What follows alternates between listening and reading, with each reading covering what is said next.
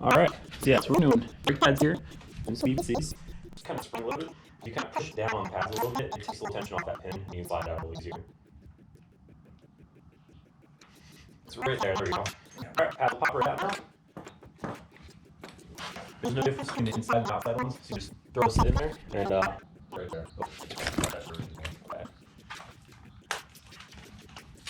Okay. We push the top off though. No, yeah, we'll push the top out, and that's actually We do it right now, right? we'll do it right now, and then use the old pad. Sometimes these with old pads. This one because they're kind of tight. It's just like a collar. Exactly. Yep. I do my collars that breaks. I cheat too. Use cardboard, catch your rope out for a little bit. I don't know if cardboard scratches, but yeah, sometimes with the pad in there, the old pad, it's not quite enough room to get it in. So what we're doing now is throwing that wheel back on. So basically, we've got the spacer on the left side. It only fits the left side. On the right side, we don't have a spacer because if you look at the axle actually is the spacer right there. So yeah, stick a foot underneath it, makes it kind of easy to leverage it. Do we need to grease this thing up again? That's right, we should grease that up just a little bit. That is Telelube. So you don't need a whole lot, just a little dab. Here's a rag for your fingers. Little dab across all things? Yeah, so usually I just put a little bit on my finger and I'll start it. I'll just put a little bit on the ends, just kind of run it around, and then it'll, when you push it through, it'll kind of spread out a little bit too, so. Yeah, a little bit definitely goes a long ways, and then it keeps it from squirting out, and yeah, it keeps it from kind of seizing, just rubbing on bare metal. Yep. And then it keeps it kind of from squirting out and picking up a bunch of dirt and pulling dirt into the surface as well. And the spacer falls out. Nope, that happens a lot. Yeah, I bet.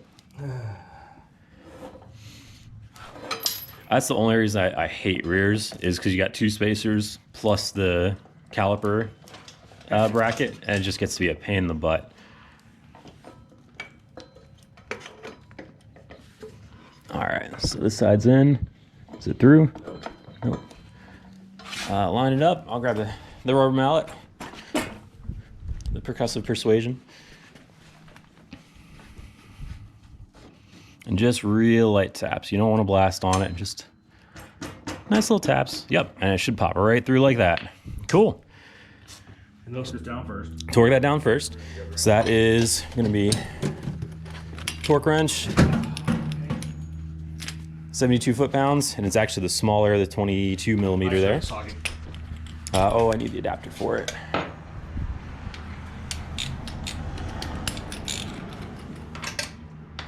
Well, we'll do it properly. What? 72 foot-pounds. I know, but you don't tighten down with the torque wrench. You never tighten the torque wrench. Yeah. You get it down to where it stops, and then you torque it. Now, the big thing to watch is right now. Keep going. That thing's spinning? Probably. Yep. So the axle's spinning. So we do need to do these pinch bolts first. And you'll do that. I've done it more than a few times where just get cruising and you forget about it. Actually, let's use this. So now you only need to do one side. So if you do this side, this will hold the actual axle. And it'll let you draw in the right fork a little bit too that way. So basically what we're doing is this axle is pushed all the way into the left fork. We tighten down the pinch bolts. And when you tighten the pinch bolts down, that lets the axle kind of sit in place. We know that's already snugged up. That's as far over as it needs to go. Now, nope, keep those loose. They're falling out. Oh, okay. Yeah, just don't put pressure on it. So now when we do that main bolt on the other side, what'll happen is it draws in the right fork and it kind of helps line everything up right where it needs to be. And then from there, then we'll hit those pinch bolts and then we can do the brakes. Okay. Right now it's torque time. Yep, so now you can torque it. 75? 72. I think it's 72.5, but well, it's half a foot-pound. Oh man, you're not gonna say like six inch pounds? Half a foot-pound? No? Oh, fine.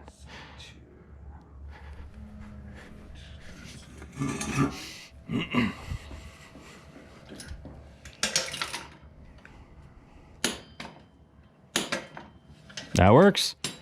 All right, so that's torqued on. So we'll finish doing the pinch bolts now. Then we'll throw the calipers on. We'll torque them down and be all set. And then one good thing, it never hurts to double check. Just give it a spin, and it should feel nice and smooth. Now, It's rubbing on the rotor. the line's rubbing a little bit, Not it.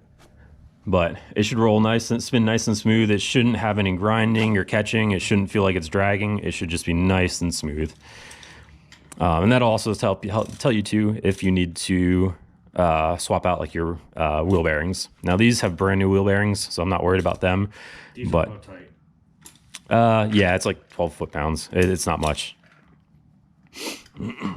Basically just nice and snug, and they'll be good to go.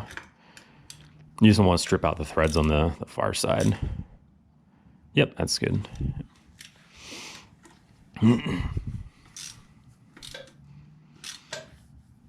Like I said, I'm gonna go back through and double check it just because I have to. I'm a little OCD. So this one first, probably. Yep. Yeah, it doesn't matter. Both can go on at the same time. Now this one I gotta kind of pull the pads apart again. I'm kind of in your camera's way, but It's all right. No, it's fine. big thing is just don't force it. You know, let them slide on. Let them do their thing. You really shouldn't have to force anything on a bike for the most part. Shouldn't. Now, every once in a while you get the odd exception, but actually another important thing to watch too is you've got these little silver spacers, Yep. like dowels in here. Valves, yeah, they put them in, hold them in place. Yep. Yeah. Just like on a motor, helps them line up. Yes. Yep. Yeah. You just kind of want to watch for that. It's real easy to have one fall out when you're doing other things or bump it or whatever. So, or sometimes one will come out with the caliper and the other will stay in the. Yeah, I've had it fall out on a train before like that. On the where? On a transmission on a Oh, I thought you said a train. transmission. I was doing a transmission on a car. One of the pins fell out and I was almost done. I had to start all over. Yeah. Oh yeah. That sucks. So those dowels hold it in place. And they're super important. Now don't torque them down. Nope. Leave it finger loose. So that way we can hold the brakes, line everything up perfect, and then we're good to go. I'm trying to get the bolts in there.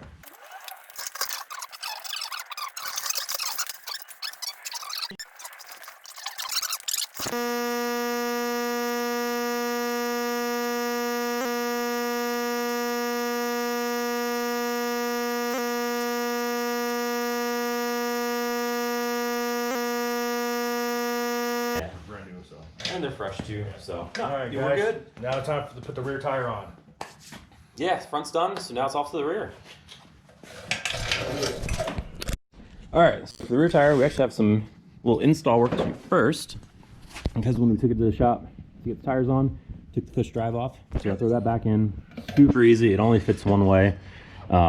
If you mess this up, you probably shouldn't be doing this yourself. Grab your rag there. It's got dirt in it.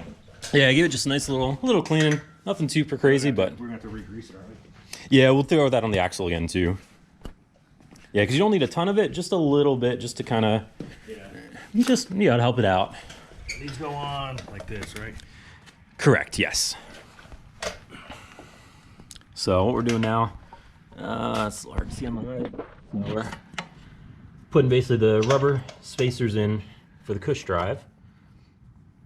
And this just helps give you a little smoother power delivery. It's not it's not a harsh jolt where it's going to damage the transmission over time and chew it up. It kind of just helps smooth it out a little bit and take some of that chain lash out. And that's the back side. Just kind of a matter of, it's like being two again. Playing with that little play ball thing with all the shapes. It goes on one way. Yep, it only goes on one way. These on there. And Now, just do I put the brake on first? so that's the fun part. So you want the brake usually on the outside here already. Yeah, that's So what I thought. usually I leave it just kind of hanging like that. Grab your spacers. We want to make sure we get them on the right side. Now, because we kind of got them mixed up, you get to figure out which side they go on, and it's super, super easy because they only fit on one side. Yeah. This one needs to be cleaned. It's all nasty. Dirt. Yeah, I always like to kind of be a little OCD with them, clean them off. They always get dirty anyway, but the cleaner they are, the less dirt you're getting into your bearings, into your rotating surfaces, and just helps keep it running nicer for longer. Obviously, this one doesn't go on that side. A little too loose. Yep. Boom, that fits perfect there. There you go. All right. So now this is always the fun part, trying to line up the rear brakes with that. We may need to go back through and push that piston in. Sometimes you can do it without, sometimes you need it. The big thing is this little guy here, this little like nub right here, that's got to sit inside a slot on the inside of the swing arm here. So what'll happen is you've got to line it up, get the brakes to fit, get that guy in the little slot. Gotta get that guy in the little slot, huh? Yeah. Well, that wasn't supposed to happen. So you're at 75 there. So go back to 0. My bad, 0 went is too 75. far. I went back too far. That's at 70. So you swing it over to 2. Yeah. Yep. My bad, I went a little too far. You're all good. I always do that. You need this. Yeah, that popped up. I wasn't expecting it to fall off. It's just a good bit of weight. That torque wrench is seen more than a few nuts in its time. There we go. All right. Cotter pin's still lined So, up. Where's my cotter pin? I don't hear It was right here. Up there it is. I was gonna say, I could have sworn I just had Still it. lined up. Dull. Is it lined up? Yeah. Oh, perfect. Stopped it just right. All right. Then it's just a matter of however you prefer to bend it. Everyone seems to prefer it differently, and I have no real preference. It's just kind of whatever fits and works. This was already one way, so I want to keep it going the same direction. That doesn't weaken and bend. Where's your hammer? Oh, get you the real hammer for that one.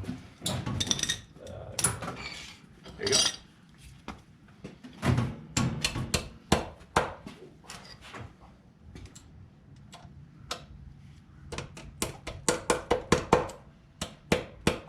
There you go. Alright, that sounded rough.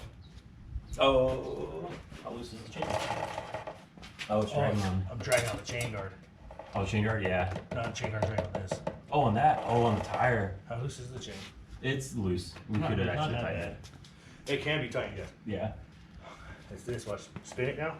Uh. I'm gonna have to cut this. Yeah.